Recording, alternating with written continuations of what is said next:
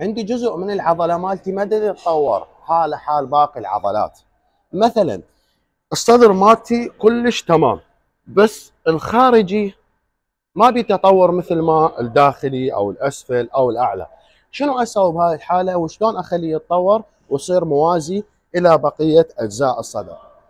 هاي المعلومه انا اخذتها من عمالقه التدريب، جربتها على نفسي وعلى لاعبيني، شفت بيها فرق جدا عالي وحبيت انقلها لكم. اذا شفتوا فائده بها انتم همنا نقلوها، لانه زكاه العلم نشره. شنو اسوي؟ مثلا اليوم انا دربت صدر وتراي، بس الجزء الخارجي عندي ما يتطور حاله حال الاجزاء البقيه. شنو اسوي له؟ العبه مرتين الى ثلاثه. اليوم انا عندي صدر وتراي، باكر عندي مثلا ارجل، وراها عندي ظهر. اتدرب بس هذا الجزء بيوم الظهر حتى اسوي له تدفق دم، لانه تعرفون تدفق الدم هذا يحتوي بداخله على فيتامينات ومعادن.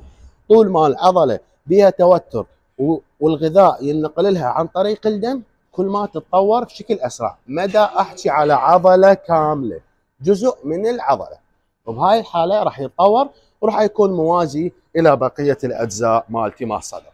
ودائما انا اقول لك صح وياي وافيدك.